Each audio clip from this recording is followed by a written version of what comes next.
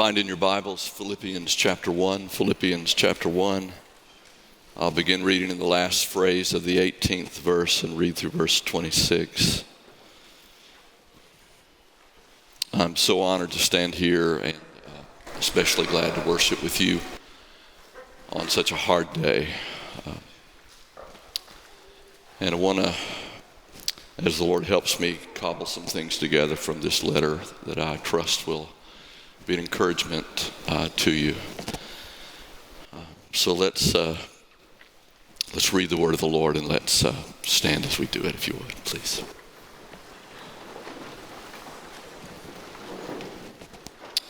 Yes, and I will rejoice, for I know that through your prayers and the help of the Spirit of Jesus Christ, this will turn out for my deliverance, as it is my eager expectation and hope that I will not be at all ashamed, but that with full courage, now as always, Christ will be honored in my body, whether by life or by death.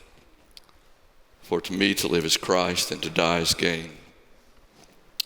If I am to live in the flesh, that means fruitful labor for me, yet which I shall choose I cannot tell. I'm hard pressed between the two. My desire is to depart and be with Christ, for that is far better. But to remain in the flesh is more necessary on your account. Convinced of this, I know that I will remain and continue with you all for your progress and joy in the faith, so that in me you may have ample cause to glory in Christ Jesus because of my coming to you again. Let's pray. Open our eyes, Lord, that we might see wonderful things in your word for our encouragement and hope and confidence. Grant these things for the sake of Christ, we pray. Amen. You can take your seat. Paul is imprisoned. He is contemplating the prospects of his possible dying or his continuing to live. He's meditating on which way that might go. It could go either way.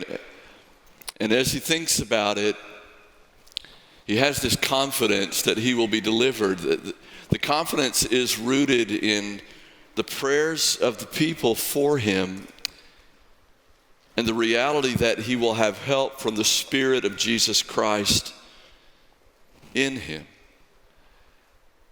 And because of these things, he will be delivered.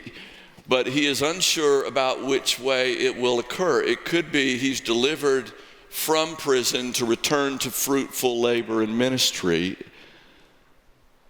Or it could be he's delivered by dying and living in the presence of Christ. He's unsure which way it will go. But he's confident that either way he will have full courage so that Christ would be honored in his body, whether by life or by death. So by the Spirit, he has a confidence that if he dies, he will die well, with full courage, because the Spirit of Christ lives in him. And because the Lord is faithful to give dying grace on dying days. And loved ones, we should be comforted by that. I was so encouraged to hear what Dr. Moeller said about getting the text in those last hours. I was confident I could say these things not knowing that, but it's really good to know it, isn't it? That the Lord shows up. I don't think Stephen had seen heavens opened and Jesus at the right hand of the Father before his stoning. But on his dying day, God gave dying grace. So be encouraged that he did that for Greg, and that when your time comes, he will do that for you. This is for our encouragement. The other thing I want you to see here is that Paul is clear that it would be better to die and live with Christ he says, I'm hard pressed between the two possibilities. To live as Christ, to die as gain. My desire is to depart and be with Christ, for that is far better. And it is far better. And so we grieve today, but we can rejoice today because we believe these things are true. The resurrection is true. We have life in Christ. He says, for to live is Christ. So if he remains, you'll have Christ. But then to die is gain. So if remaining means Christ, how can dying be gain? Except that dying means more of Christ and a clearer sense of Christ. Now we see through a glass darkly, but then face to face, it'll be better. And yet, we don't hold these truths in such a way that we only celebrate and do not grieve. I'm a little troubled at a modern trend in that direction, that all to be done is to celebrate. And it's extraordinary, isn't it, that here in chapter 1, the Apostle Paul would say it's far better to depart and be with Christ. And then in chapter 2, verse 27, contemplating the prospects of his dear friend Epaphroditus' possible dying, he says, the Lord had mercy on Epaphroditus, but also upon me to spare me sorrow upon sorrow. Both things can be true, can't they? We can have sorrow upon sorrow today because of our loss. And yet we can also celebrate because of the truth of the resurrection and what our brother and friend has gained.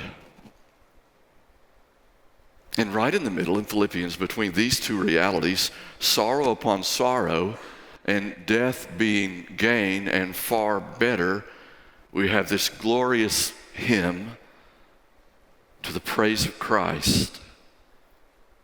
Chapter 2, verse 4, let each of you look not only to his own interests, but also to the interests of others.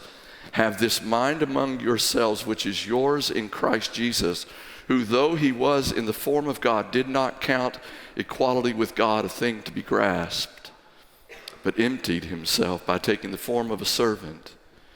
Being born in the likeness of men and being found in human form, he humbled himself by becoming obedient to the point of death, even death on a cross.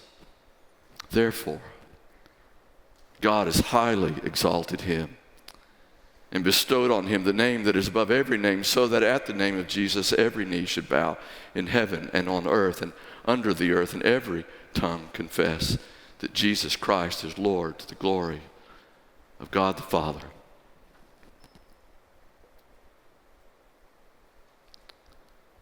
Paul uses Christ and this hymn of Christ to spur us on to love and good deeds, to call us to follow in Christ's steps, to refuse grasping hearts, to live emptied out lives for the glory of the one who was obedient even to death on a cross, to understand that the way up is really the way down, to delight in the one who descended from the glories of heaven and put his feet on this sod, obeyed to death on a cross.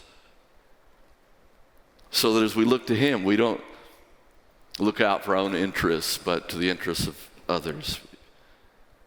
We don't have hearts that grasp for prominence. I had intended to preach this morning from Jeremiah 45. I was going to preach a sermon warning you about the dangers of ministerial success and how that can go to your head and how you need to be careful and not seek great things for yourself. And the Lord changed the plan, but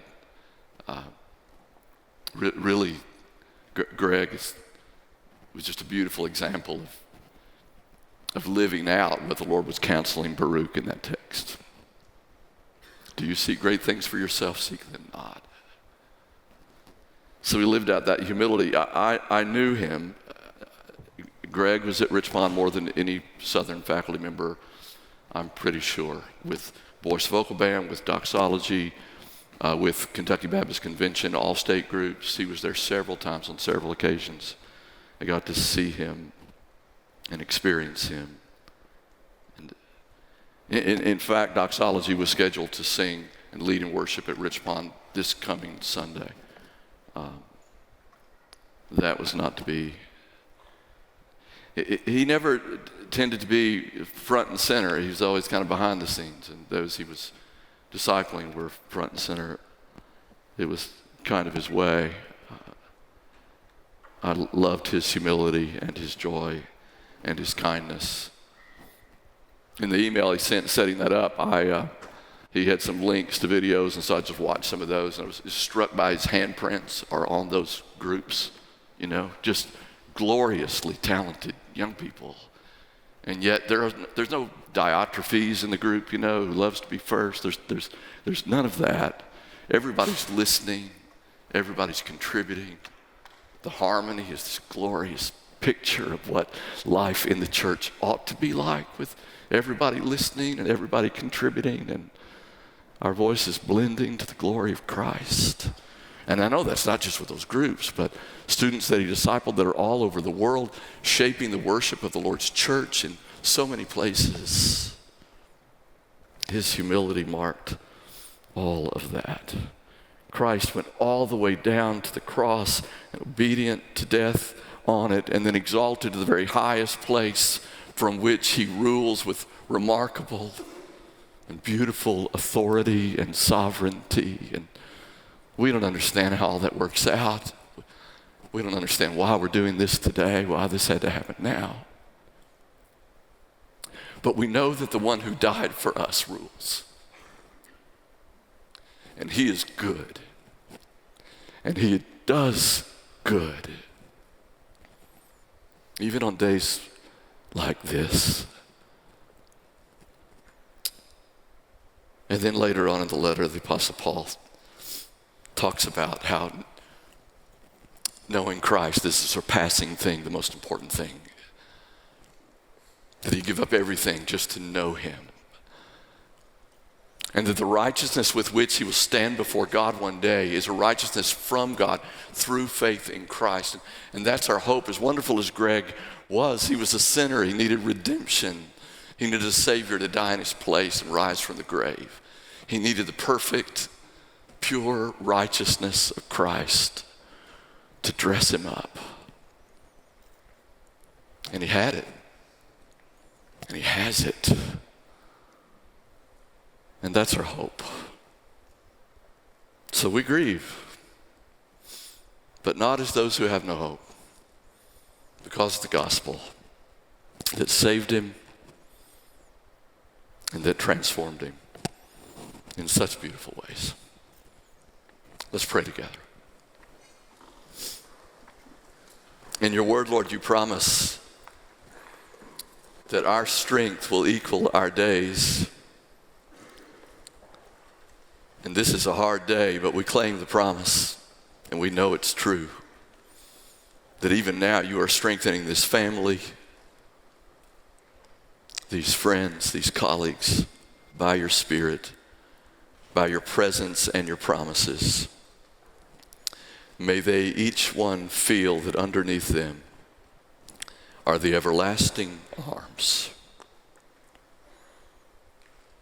Help us, Lord, in these days to live a life that honors you, to follow in the steps of the crucified and resurrected one. This we pray in Jesus' name. Amen.